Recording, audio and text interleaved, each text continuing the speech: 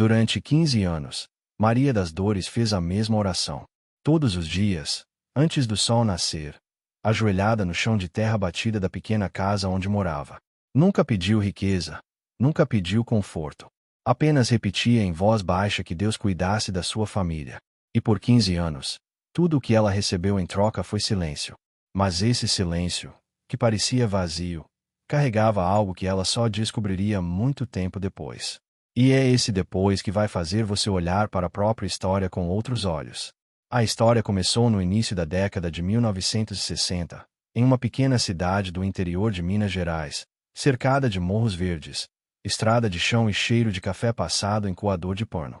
Era aquele tipo de cidade em que quase todo mundo se conhecia pelo nome, pelo sobrenome, pela família e pela história. Bastava dizer é filha de quem, para alguém responder com uma, sei quem é.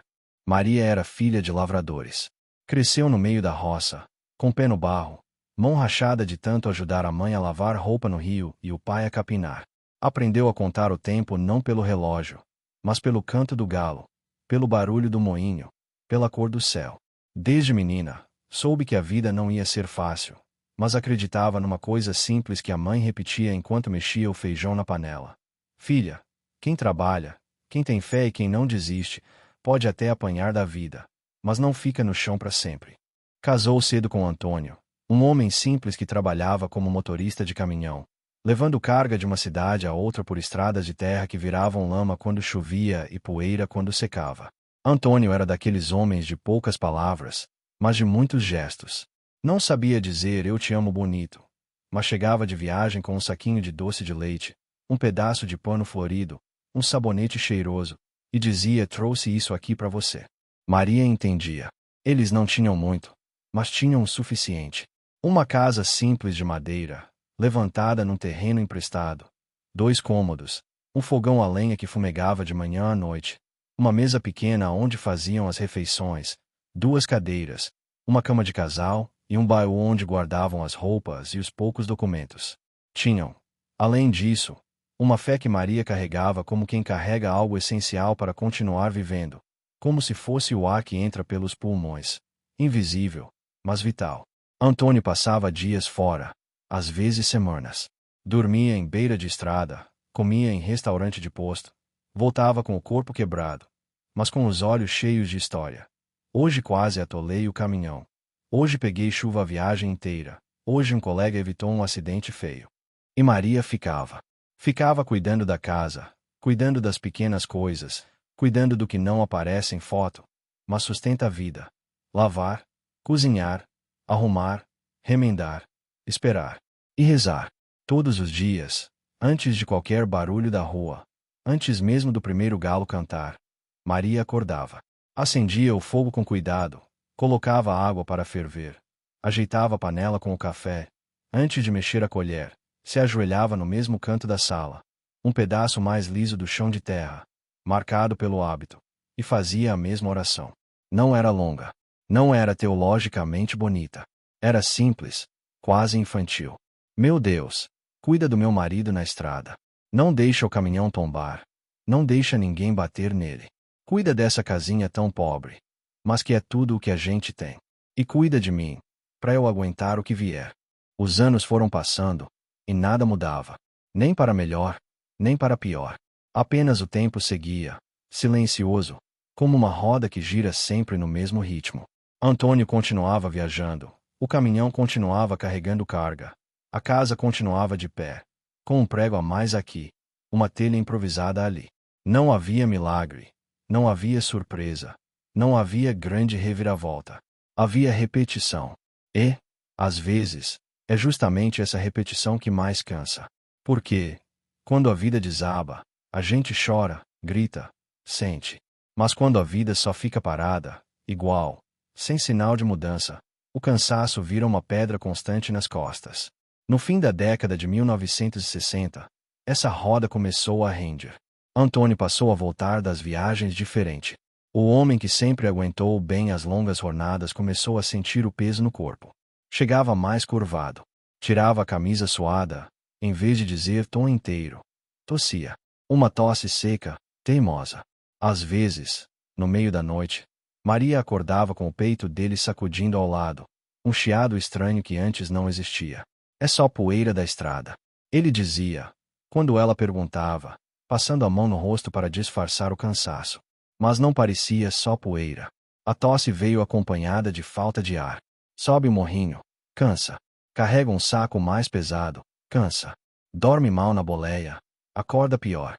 Maria sentia medo, mas não reclamava. No lugar onde cresceu, queixar-se não era costume. Ela reagiu do jeito que sabia, rezando mais. Se antes acordava às 5, passou a acordar às 4. Se antes rezava uma vez ao dia, começou a fazer pequenas conversas com Deus no meio do serviço, mexendo a panela, pendurando roupa, varrendo o chão. Além disso, intensificou as barganhas simples que o povo faz com o céu. Começou a deixar de comer carne às sextas-feiras. Passou a ir à missa mesmo quando a chuva ameaçava. Acendia velas com o dinheirinho contado. Prometeu que, se Deus guardasse Antônio de algum acidente, ela subiria o morro da cidade descalça, em agradecimento. Ela acreditava que Deus estava ouvindo. Mesmo quando não respondia, ela dizia a si mesma: silêncio não é abandono. Silêncio pode ser teste. Mas o teste foi ficando cada vez mais difícil. Em 1972, numa madrugada fria, Antônio arrumou as poucas coisas para mais uma viagem. O caminhão estava carregado com sacas de café. O dono da transportadora tinha pressa. Ele calçou a bota, colocou o boné, tomou o café amargo que Maria sempre preparava, comeu um pedaço de pão dormido aquecido na chapa. Antes de sair, olhou para ela com um cansaço que não era só físico. Volto rápido, disse, tentando sorrir. Maria o acompanhou até a porta. Ficou na soleira, com os braços cruzados, o avental amarrado na cintura, observando o farol do caminhão se afastar, o ronco do motor diminuindo até virar só um zumbido. Ficou olhando a estrada por alguns minutos, mesmo depois que o veículo sumiu na curva. Aquele era um ritual. Só entrava quando já não via nem poeira. Era a forma dela de se despedir, ao mesmo tempo, amarrar um laço invisível entre os dois. Foi a última vez que o viu. Horas depois, a notícia chegou pela boca de um conhecido, trazida com cuidado, mas não com delicadeza suficiente para não rasgar. Um colega de estrada, com o rosto sério, entrou no quintal, tirou o chapéu, olhou para baixo. Maria, eu tenho uma notícia ruim. Começou. O caminhão do Antônio tombou numa curva, perto de Juiz de Fora. A pista estava molhada, a carga puxou. Sabe como é? Ele não resistiu. As palavras não resistiu ecoaram na cabeça dela como se fossem ditas dentro de um poço. Tudo ao redor ficou meio longe. O barulho das galinhas no quintal, o latido de um cachorro, o vento batendo na janela. Ela ouviu, mas era como se tivesse ouvido debaixo d'água. Não houve despedida, não houve última conversa, não houve eu te amo dito com calma, não houve se cuida, se eu não voltar, faz assim. Não houve tempo para nada. Apenas a ausência abrupta, violenta. Uma presença que some da cama, da mesa, da porta. Naquela noite, Maria tentou rezar. Ajoelhou no mesmo lugar de sempre, o mesmo papo de terra batida, as mesmas marcas no chão. Mas as palavras não vinham. A boca secou. A garganta travou. O que antes fluía quase de cor agora parecia estrangeiro. Ela sabia a oração de memória, mas repetir parecia absurdo. Como pedir proteção a um Deus que deixou aquilo acontecer? Pela primeira vez em 15 anos, ela ficou em silêncio diante de Deus. Um silêncio pesado, cheio de perguntas que não tinham resposta, cheio de frases engolidas. Por quê? Era preciso. O Senhor não viu. Não foi um silêncio de indiferença. Foi um silêncio de quem tem tanto para dizer que não consegue começar. Os dias seguintes foram difíceis, como são para qualquer viúva pobre no interior. A casa, que já era pequena, pareceu crescer de tamanho na ausência de Antônio. Não porque tenha ficado maior, mas porque havia espaço demais sobrando. O lugar dele à mesa, o espaço dele na cama, o gancho do prego onde ele pendurava o boné, o pedaço de parede onde ele encostava quando chegava cansado. Tudo lembrava, a todo segundo, aquilo que não estava mais ali. Sem o marido, Maria perdeu também a única renda certa da casa.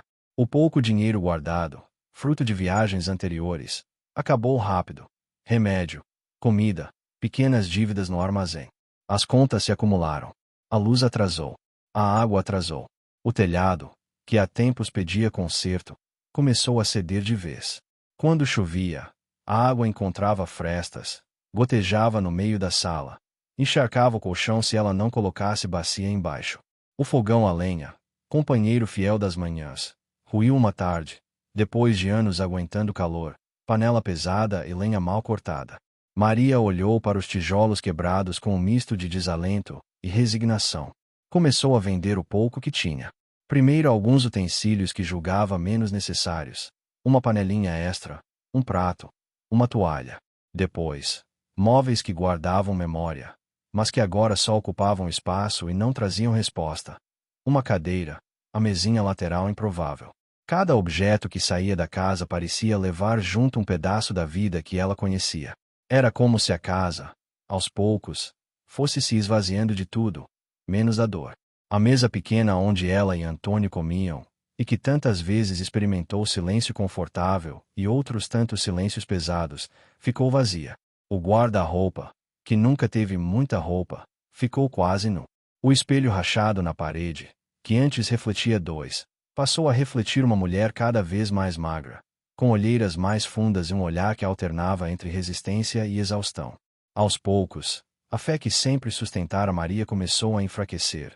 Não como quem perde tudo de uma vez, mas como uma vela que vai diminuindo, diminuindo, até virar só um fiapo de luz quase invisível. Ela ainda ia à igreja, mas já não sentia consolo. Sentava no banco de sempre, repetia as respostas da missa, mas as palavras pareciam não entrar. O silêncio de Deus doía mais do que a própria perda. Em algumas noites, deitada na cama meio úmida, ela pensava que talvez tivesse rezado errado. Ou que talvez Deus tivesse ouvido, mas decidido ignorar. Será que eu pedi pouco? Questionava. Será que eu devia ter pedido mais? Se eu tivesse pedido para ele não levar o Antônio, será que ele não levava? Esses pensamentos eram seguidos de culpa. Quem sou eu para falar assim de Deus? E o ciclo se repetia. Em 1974, a situação chegou ao limite.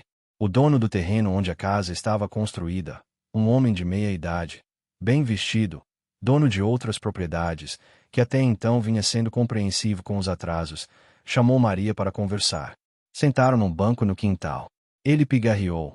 Olhou para o chão. Depois para ela. Dona Maria, a senhora sabe que eu gosto muito de vocês. Gostava muito do Antônio. Homem honesto, trabalhador. Começou, com aquele tom que mistura gentileza e dureza. Mas a senhora também sabe que faz tempo que não paga o aluguel. Eu segurei o quanto pude. Mas agora eu vou precisar do terreno. Tô com um plano de construir outra coisa ali. A senhora vai ter que sair. Maria sentiu o mundo estreitar. Não era como se ela não soubesse que isso podia acontecer. A cada mês sem pagar, ela pensava, uma hora ele vai cobrar. Mas ouvir as palavras vai ter que sair foi como ouvir uma sentença final. Eu não tenho para onde ir, murmurou. Eu entendo. Ele respondeu. Mas era um entendo que não mudava nada. Posso dar uns dias para a senhora ajeitar as coisas. Mas não tem jeito.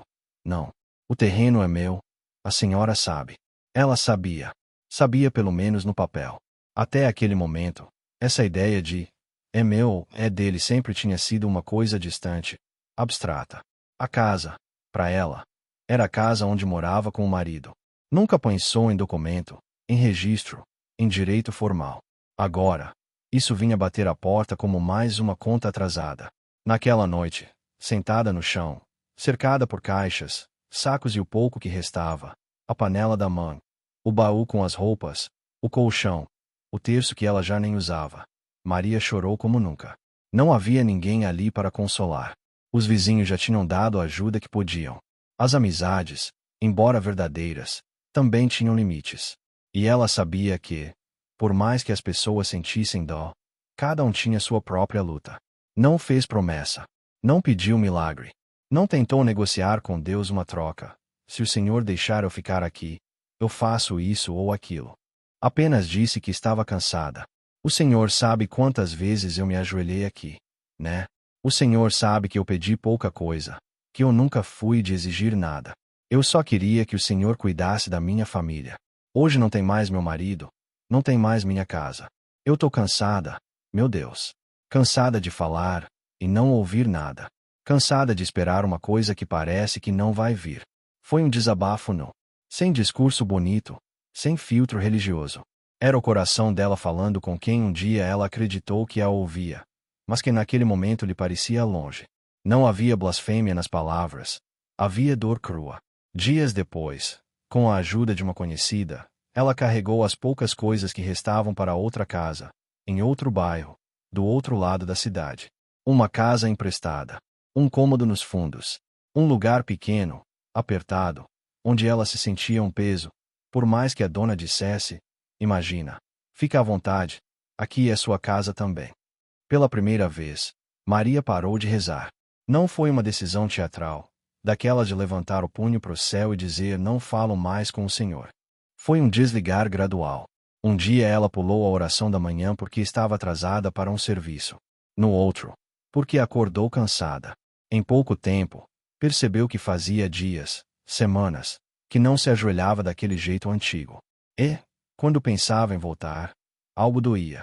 Era como tocar no machucado ainda aberto. O tempo passou. Meses. Depois anos. A dor aguda virou dor de fundo. Maria arrumou pequenos trabalhos. Limpava casas de famílias que tinham um pouco mais. Lavava roupas no tanque. Cozinhava de diária para quem a chamasse. Levava marmita de comida para vender em dias de festa na cidade. Nada fixo. Nada seguro. Mas o suficiente para não passar fome. Dormia em cama emprestada, agarrada ao terço que às vezes segurava sem rezar. A vida seguiu de forma simples e silenciosa. A fé nunca desapareceu por completo. Ela não virou uma pessoa amarga que dizia Deus não existe. Era mais como um relacionamento quebrado em que uma parte diz: eu preciso de um tempo. Deus continuava sendo Deus. Mas Maria o mantinha num lugar seguro dentro de si, numa gaveta que ela só abria de vez em quando, com cuidado, para não cutucar demais o que doía. Se, até aqui, você se viu em algum pedaço dessa caminhada, na oração repetida, no silêncio de resposta, na perda, no cansaço, nessa sensação de eu ainda creio, mas não sei como falar com ele, fica. Porque é agora que a história vai começar a virar. No fim da década de 1970, quando a vida de Maria já tinha se acomodado naquele nível básico de sobrevivência, uma carta chegou pelo correio. A casa onde ela morava de favor tinha uma caixinha enferrujada, que quase nunca tinha nada além de propaganda de loja da cidade. Naquele dia, entretanto, o carteiro gritou do portão: tem carta para Dona Maria das Dores. Ela enxugou as mãos no avental. Saiu para atender. Viu um envelope amarelado, com um carimbo da prefeitura e seu nome escrito num tipo de letra que ela não sabia dizer se era bonita ou feia. Só sabia que era séria. Obrigada, murmurou, pegando o envelope como quem pega uma coisa quente demais. Guardou no bolso por alguns minutos. Tinha medo de abrir. No mundo dela, carta oficial quase nunca trazia notícia boa. Podia ser cobrança, podia ser intimação, podia ser algum problema. Mas a curiosidade, misturada com aquele fio de esperança que teima em não morrer, falou mais alto. Sentou-se à mesa da cozinha, respirou fundo, passou o dedo na cola seca e puxou o papel. As primeiras palavras eram frias, cheias de termos que ela não usava no dia a dia. Prezada Senhora Maria das Dores, tendo em vista o processo de desapropriação da área localizada na rua tal, lote tal, para fim de construção de via pública, vimos por meio desta. Ela não entendeu tudo, mas uma parte saltou aos olhos.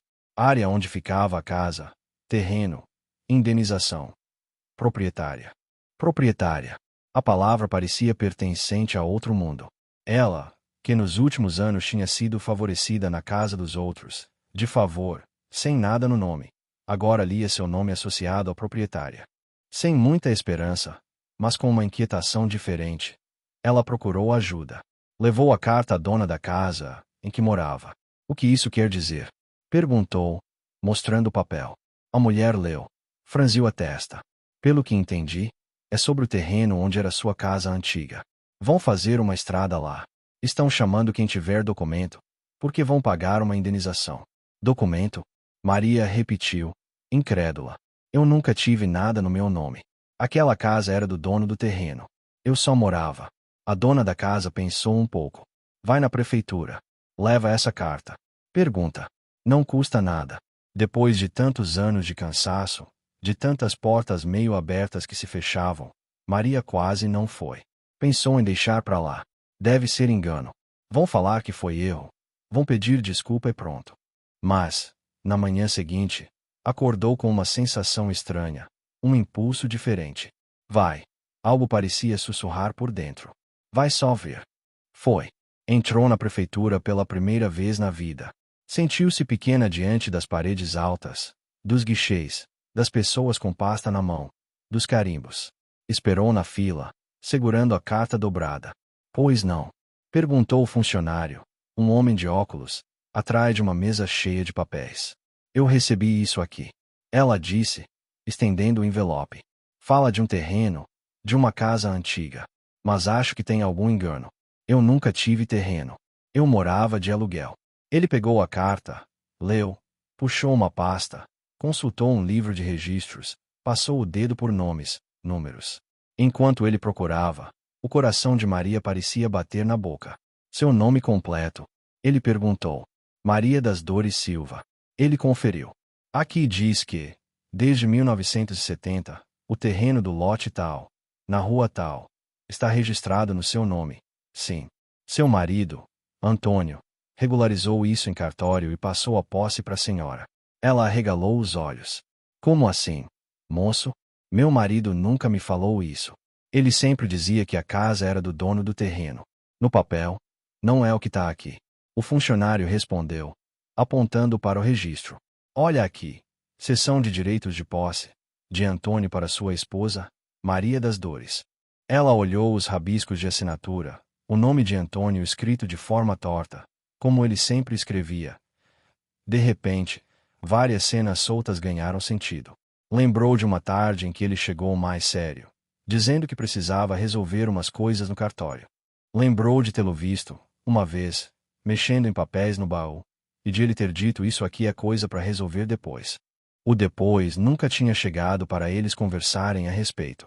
Chegava agora, pelas mãos de um funcionário da prefeitura, quase 10 anos após a morte dele. Ela sentia um misto de raiva, gratidão, surpresa e dor. Raiva, por não ter sabido antes. Gratidão, por ele ter pensado nela. Surpresa, por ver que, mesmo sem palavras, ele tinha tentado deixar algo. Dor, por perceber quanto tempo aquilo ficou invisível. Então, o que isso quer dizer? Repetiu, com a voz embargada. Quer dizer que, como dona da posse, a senhora tem direito a uma indenização pela desapropriação. Ele explicou, num tom um pouco mais cuidadoso. Não é a fortuna, não. Mas é um valor que pode ajudar. A senhora vai precisar trazer RG, certidão de casamento, uns documentos que eu vou anotar aqui. Depois a prefeitura repassa esse valor. Não é a fortuna. Para alguém que contava moedas para comprar arroz, qualquer quantia maior do que tudo que já tinha visto junto parecia coisa de outro mundo. Mas Maria segurou a ansiedade. O cansaço ensinado pela vida dizia: não acredita antes de ver. Começou, então, outra fase de espera. Meses de idas e vindas, de buscar certidões, de pegar assinatura no cartório, de explicar a história para gente que não a conhecia. Em cada passo, algum detalhe do passado voltava. O dia do casamento, o nome dos pais, a data da morte. Era como se, para receber aquele dinheiro, ela tivesse que percorrer de novo, administrativamente, toda a sua dor. Enquanto isso, a vida seguia no mesmo ritmo simples: trabalho de faxina, roupas lavadas, panelas lavadas, noites frias. Mas algo, lá no fundo, tinha mexido. Aquela descoberta, a de que Antônio, sem dizer nada, tinha colocado o terreno em seu nome, reacendia, em algum ponto, a sensação de ser cuidada. Não por Deus diretamente, talvez, mas por alguém que Deus tinha colocado na vida dela. Depois de quase um ano, chamaram-na de novo à prefeitura. O processo saiu. O funcionário a recebeu com um envelope pardo. Dona Maria, aqui está o documento da indenização. A senhora vai receber tanto. Ela olhou o papel, o número. Não fazia ideia do que significava, em termos de poder de compra. Não sabia se ria, se chorava, se perguntava tem certeza. Só sabia que, pela primeira vez em muitos anos, Tinha algo nas mãos que era mais do que o suficiente para passar o mês. Com isso, dá para eu comprar uma casinha? Perguntou, quase com medo de ouvir que não. O funcionário pensou. Calculou mentalmente. Uma casa pronta, talvez seja difícil. Mas um pequeno terreno, dá. E com a ajuda de pedreiro amigo, dá para levantar uma casa simples, sim. Ela saiu da prefeitura com o envelope apertado contra o peito, andando devagar, como quem carrega algo valioso e ao mesmo tempo quer ter certeza de que não está sonhando. As ruas da cidade, as mesmas de sempre, pareciam diferentes. Não porque tiveram asfalto novo, mas porque ela caminhava com uma sensação que tinha perdido há muito tempo. A de que podia, de novo, ter algo seu. Nos dias seguintes, conversou com conhecidos, perguntou de terrenos. Um senhor da igreja comentou de um lote pequeno, numa parte mais alta da cidade, ainda sem muita casa.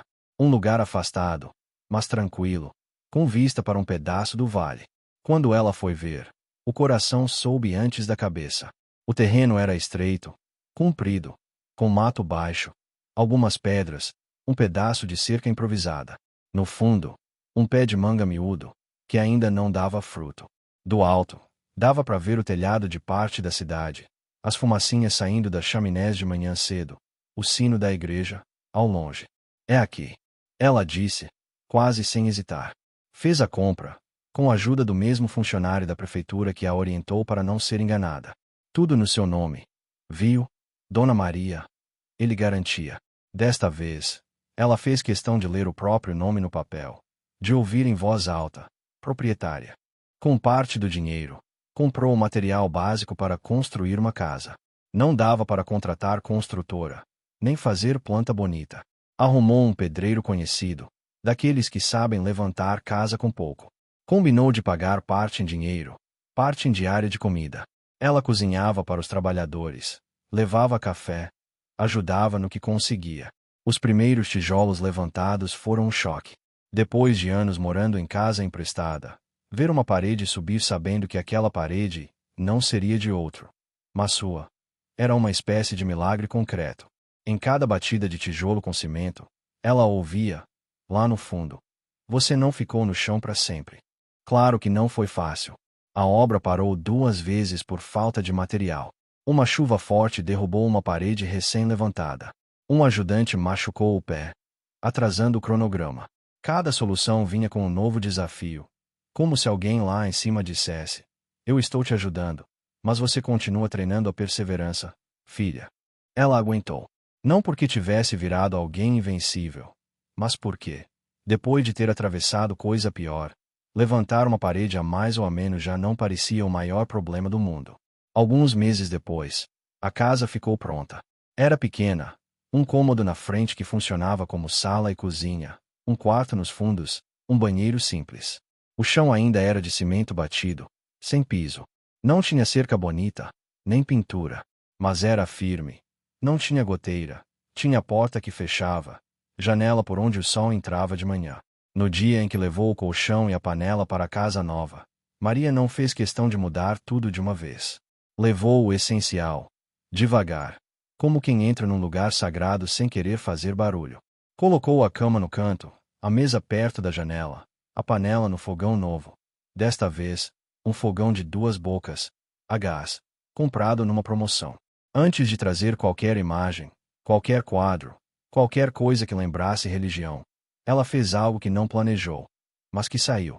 Sentou-se na soleira da porta, com as pernas esticadas, os pés na terra, e ficou ali, olhando o fim da tarde desbotar o céu.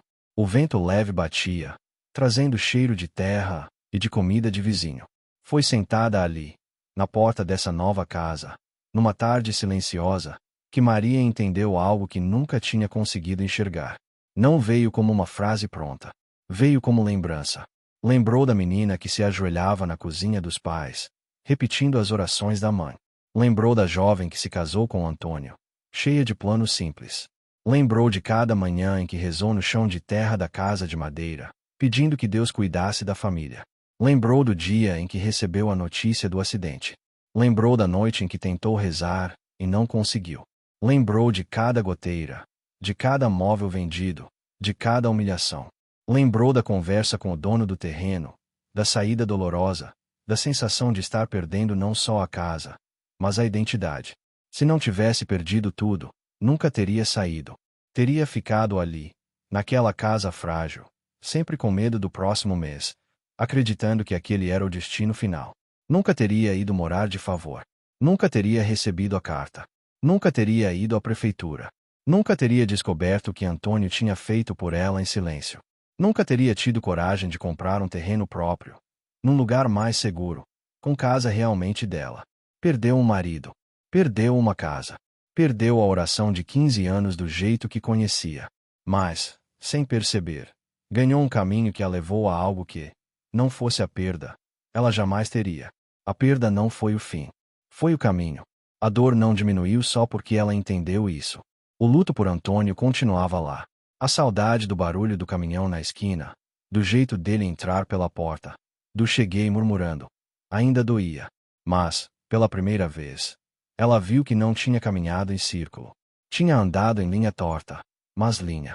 Naquela noite, sozinha na casinha nova, Maria fez algo que não fazia há anos. Ajoelhou.